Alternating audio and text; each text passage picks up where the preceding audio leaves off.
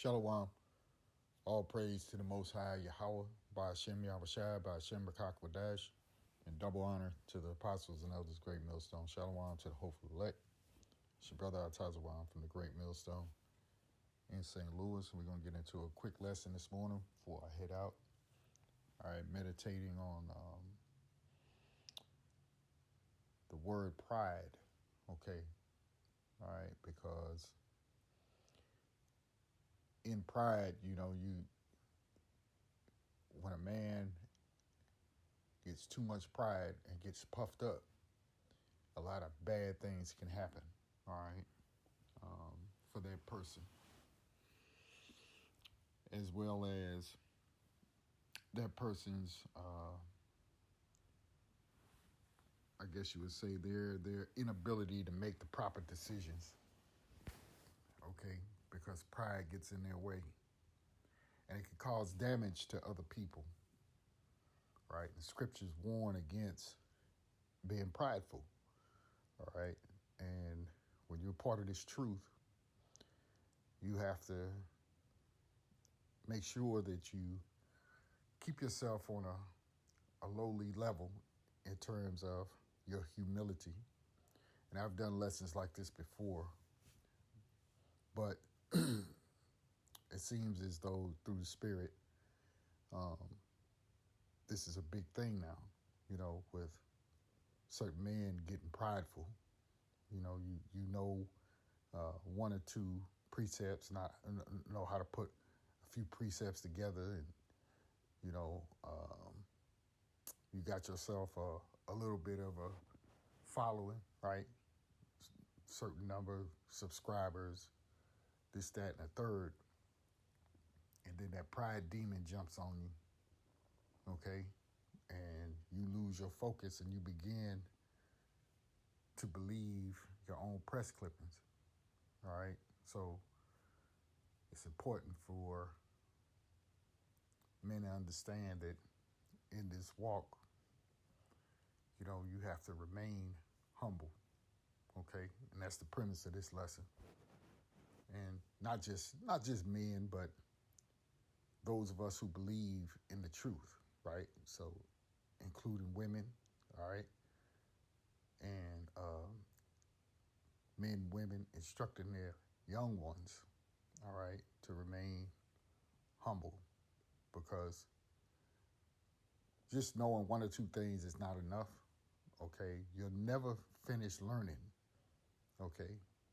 So there's a whole lot to learn, right? No man knows everything, okay? So we'll get right into it. Just got a few scriptures and then we'll be done because I got to head out for work.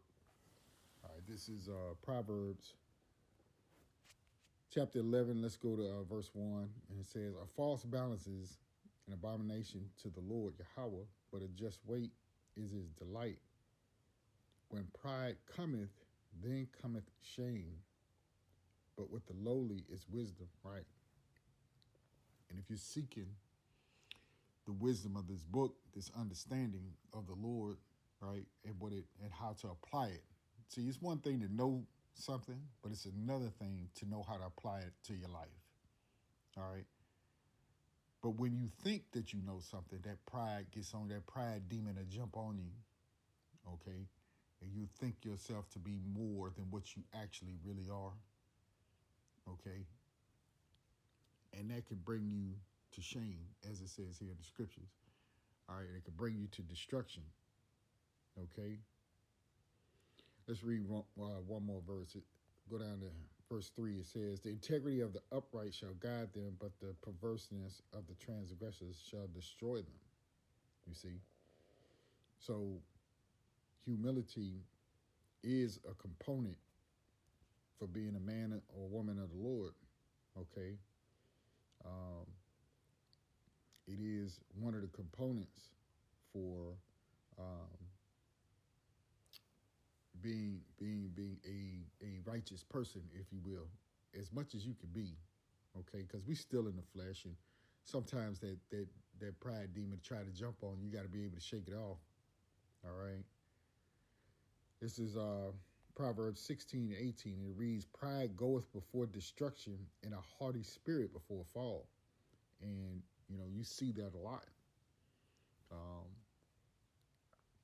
as people begin to think that they on some kind of level, okay, and then the next thing you know, okay, their name is put out there, all right, and now you're on that downward decline, and you're sitting there and you're wondering what happened, right? That pride demon jumped on you, and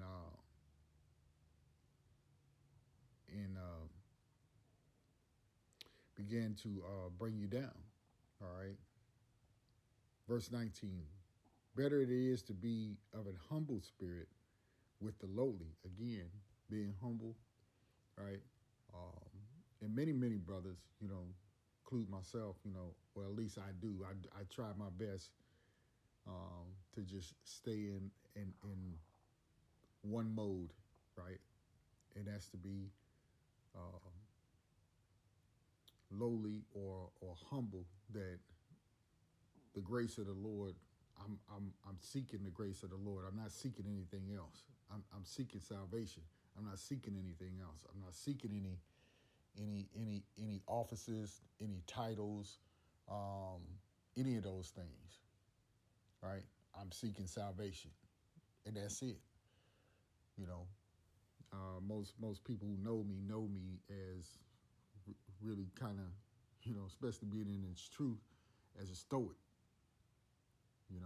I'm usually, I can laugh and joke here and there, but that's not what I do. I didn't come in to the truth just to do that, to and still be filled with folly, still be being errant in my ways. That's not something that I go out to intentionally do, right? And you got some people who are like that. Next thing you know, um, you know, brother begins to, a man begins to believe he's more than what he actually is. It's a funny thing how Satan will trick you into believing it, and you got to be on guard for it. All right. Verse 19 again, better it is to be of a humble spirit with the lowly than to divide the spoils with the proud. Okay. And this ain't to no particular person, just based on what we see. Okay. Now let's go over to another proverb chapter. All right. And jump in right there. Proverbs 18:12. It reads, before destruction, the heart of man is haughty, and before honor is what? Humility. See? So the Bible gives us examples of what not to be, as well as those things that we should be striving for, right, in righteousness. Now, I'm going to jump down here. I did a Google search on the dangers of pride. And you see it right here. It says pride can have many negative consequences, including what? One, jaded outlook. Pride can lead to negative view of life where people focus on the bad instead of good. Then you see right here, poor judgment, right? And it says pride can cause people to make serious mistakes that have harmful consequences. See? Going on, it says damage relationships, right? You get a lot of that. First 1 minute, a person is all right with you. The next thing you know, they think they done surpassed you. They think that they're better than you. Okay. And it says here what pride can make it difficult for people to communicate and can hurt others. It can also lead to isolation. Here's another one. Overconfidence, right? Pride can cause people to be overconfident, which can make them overlook weaknesses and potential problems. See? Here's a big one. Self-righteousness. Pride can replace compassion with self-righteousness as people look down on others, right, or others' faults and boast about their own successes, right? And you got many now where they got their pride demon on them because they know one or two things, right? And so they may shun a brother, they may talk bad about another brother, okay, because they think they're on some kind of level, okay? Deception. Pride can lead people to lie or hide parts of themselves, especially weaknesses or sins, to pervert Salakia, to preserve their reputation. We'll read it again. Pride can lead people to lie or hide parts of themselves, especially weaknesses or sins, to preserve their reputation. Okay? And the last one says, pride can lead people to use others for their own purposes, right? And that's a big one. All right? So just a few examples of the dangers of pride and why, and that's pretty good. I didn't think that they would have that many, observations about the word pride, but that's why you get this warning in the scriptures about having it. Okay. This is 1 Corinthians 8:1. It reads, now as touching things offered unto idols, we know that we all have knowledge, right? Knowledge puffeth up, but charity edifieth. And if any man think that he knoweth anything, he knoweth nothing yet as he ought to know. All right. So you can't get puffed up because you know one or two things, right? But if any man love the Most High, the same is known of him. Okay, so you can't get puffed up with pride. All right. Knowledge is good so long as you know how to apply what you've learned. Ecclesiasticus 13:20. Let's see here. Salakia. Let's go to, let me see. Yeah, we start at verse 17 where it is. All right. And it reads, what fellowship have the wolf with the lamb, or the sinner with the ungodly? What agreement is there between the hyena and the dog? And what peace between the rich and the poor? Right? These things are polar opposite, right? One is against the other. Okay. As wild as is the lion's prey in the wilderness, so the rich eat up the poor, right? So these things, one is a prey, right? One is a predator and one is a prey. As the proud hate humility, see? So when you get proud, you hate those who practice humility, okay? So you're always going to be at variance. You're always going to have contention there, okay? As the proud hate humility, so doeth the rich abhor the poor, okay? So in comparison, pride is just as bad as when you see rich people, scoff and mock at the poor. All right. Let's get one more here.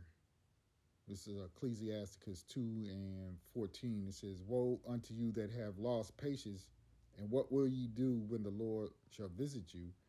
They that fear the Lord will not disobey his word, and they that love him will keep his ways. They that fear the Lord will seek that which is well, pleasing unto him, and they that love him, what shall be filled with the law, right? Loving your brother as you love yourself. They that fear the Lord will prepare their hearts and humble their souls in his sight, saying, we will fall into the hands of the Lord and not into the hands of men, for as his majesty is, so is his mercy, right? So when you have that humility, you practice that, you keep yourself in the hands of the Lord, and the Lord will show mercy to you when you humble. It didn't say that the Lord is going to show mercy to the proud, right? It doesn't say that the proud are going to get that mercy, but those who remain humble will get that mercy. It's a big difference. Watch out for the pride demon, okay? Got to be real careful of that. Let's see here. This is Psalms 34:9. start at verse 15. It reads, the eyes of the Lord Yahweh are upon the righteous, and his ears are open unto their cry. Right? So when you proud, are you practicing being righteous? No, because you think you know something. Right? So you think that you're in a position to tell other men what to do. You know, if you're not in the leadership position, then you don't have a right to try to boss nobody else, if you will. Okay? The face of the Lord is against them that do evil, to cut off the remembrance of them from the earth. The righteous cry, and the Lord heareth, and delivereth them out of all their troubles. The Lord Yahweh is nigh unto them that are of a broken heart, and saveth such as be of a contrite spirit. Right? So you have to have a contrite spirit. You have to be remorseful and understand that you're doing this work. You're in this truth, and you have to always remember that it's the Lord that's showing you mercy. You're not showing the Lord mercy and say, well, I'll come and help you, Lord, because you need me. No, the Lord don't need you. Okay, so you have to have that humble spirit about yourself, a contrite spirit, a sorrowful spirit, right? Understanding that you're just a mere mortal man, okay? And don't get ahead of yourself. Verse 19, it reads, many are the afflictions of the righteous, but the Lord delivereth him out of them all. He keepeth all his bones, not one of them is broken. Evil shall slay the wicked, and they that hate the righteous shall be desolate. Right. So, and that could go into a man who's very, very proud versus another man who is practicing humility, right? Being contrite, all right? They oftentimes try to go up against a man who's humble, okay? And that's that ugly demon that gets on a lot of men, all right? So a very short lesson this morning, all right? Lord willing, it was edifying, okay? Just something to put out there as it is a thought for myself this morning, right? And always remember that you with humility comes honor, all right? So that we're in the lesson right there, all right? All praise to Yahweh, Ba'ashem Yahweh Shai. Shalom.